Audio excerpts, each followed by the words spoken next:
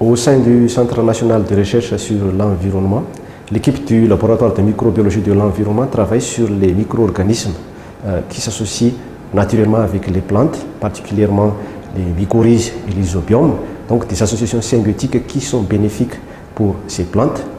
Et particulièrement, l'équipe travaille sur le haricot, la culture du haricot et les bactéries du groupe des rhizobiomes qui forment des nodosités, des nodules au niveau du système racinaire de ces légumineuses. Et au niveau de ces nodosités ou des nodules, ces bactéries fixent l'azote atmosphérique et transforment cet azote atmosphérique sous forme de nutriments azotés et assimilables pour les plantes. L'idée est donc de réduire ou de limiter au maximum l'utilisation de fertilisants azotés tout en améliorant le rendement de la culture du haricot. Le haricot est très important pour plusieurs raisons. Il y a un intérêt nutritionnel, un intérêt économique et aussi agronomique. Le haricot est riche en protéines et en éléments nutritifs comme le fer, le zinc, et le haricot est utilisé donc pour combattre la malnutrition. Et à Madagascar, il y a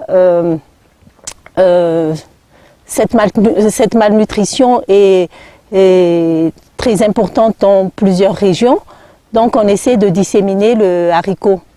Pour l'intérêt économique, il y a un marché énorme du haricot à Madagascar, mais Madagascar n'arrive pas à répondre à ce marché.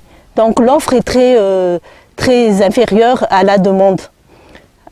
Pour l'intérêt agronomique, le haricot est donc, comme on le sait, c'est une plante légumineuse et capable de fixer l'azote atmosphérique.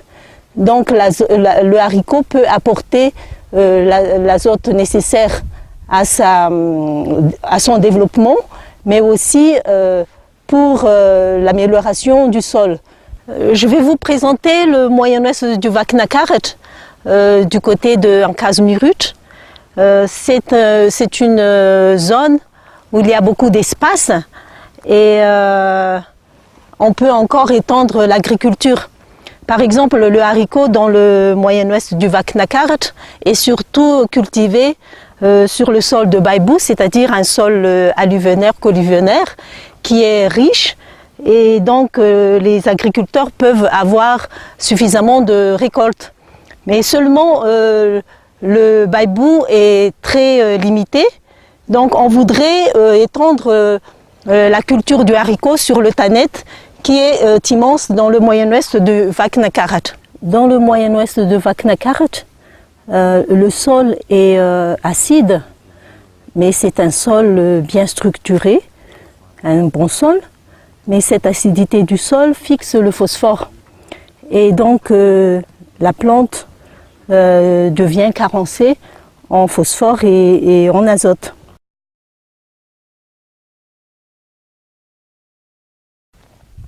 Les sols rhizosphériques, ce sont des sols adhérents aux racines, et la rhizosphère, c'est le lieu d'échange entre les plantes et le sol. C'est là que les plantes puisent des nutriments. C'est aussi dans la rhizosphère où il y a une intense activité biologique. L'haricot appartient à la famille de légumineuses. Donc, ils peuvent capter l'azote atmosphérique de l'air. La symbiose fixatrice d'azote s'est traduite par une formation d'un organe spécialisé appelé nodule. C'est un lieu d'échange métabolique entre les bactéries appelées rhizobiomes et les plantes.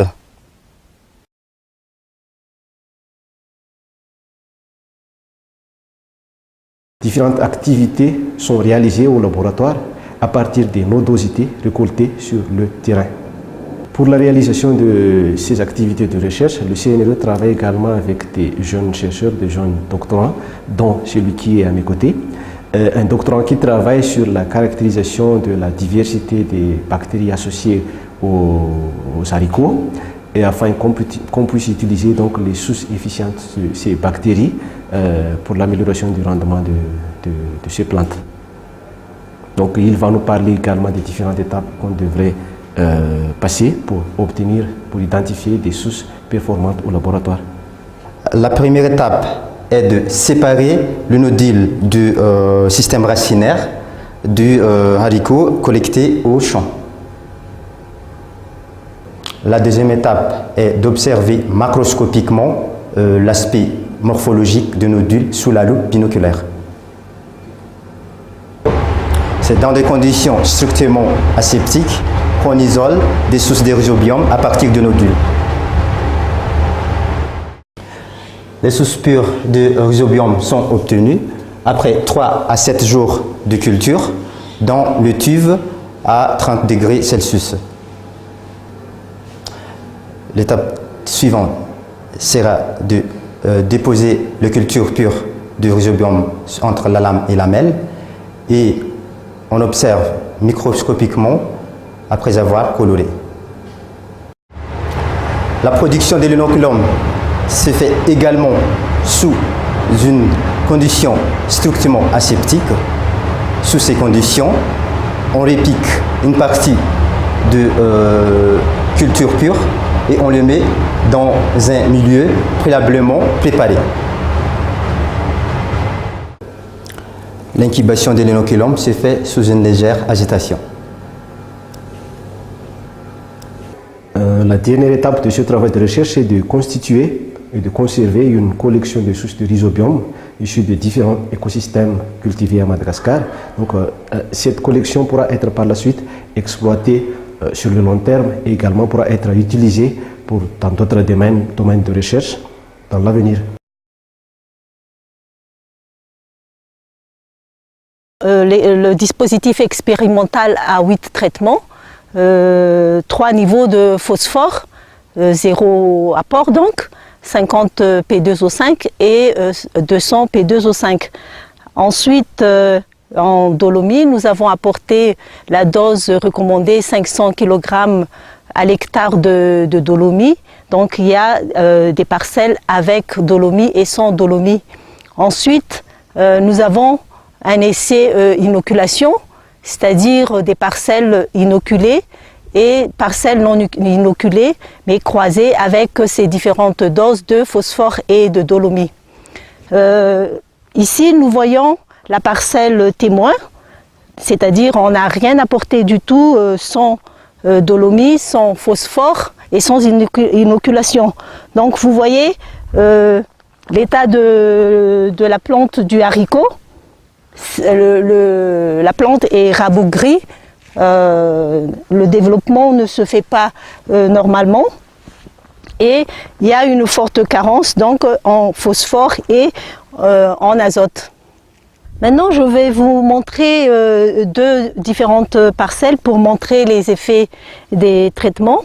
Par exemple ici dans les Catlines, il y a tout le paquet, c'est-à-dire il y a 200 kg à l'hectare de P2O5, il y a 500 kg à l'hectare de dolomie, mais sans inoculation. Et de l'autre côté, nous avons ici une parcelle avec seulement 50 kg de P2O5, sans dolomie, mais avec inoculation. Donc si nous comparons ces 2 parcelles, on voit bien que l'effet de l'inoculation est très important puisque sans dolomie et avec 100 kg de P2O5, nous voyons que l'état des plantes est bien meilleur et le développement est meilleur que celui de la parcelle avec tout le paquet. Donc vous voyez, d'après les 3 parcelles que je vous ai montrées, la parcelle témoin et la parcelle avec le paquet de dolomie phosphore 200 kg à l'hectare et la parcelle avec 50 kg à l'hectare de P2O5 avec inoculation. Donc vous voyez la différence, l'amélioration du développement du haricot avec l'apport du phosphore qu'on voit très bien, avec l'apport de dolomie, mais c'est encore mieux avec un peu de phosphore et l'inoculation.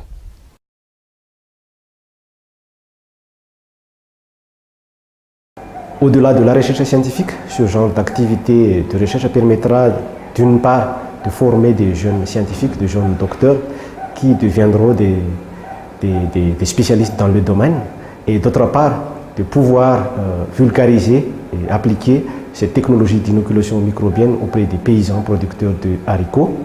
Et pour ce dernier point, le Centre national de recherche sur l'environnement, avec ses partenaires scientifiques, dont entre autres l'Institut de recherche pour le développement, est actuellement en train d'étudier la faisabilité d'une production en masse de cet inoculum microbien.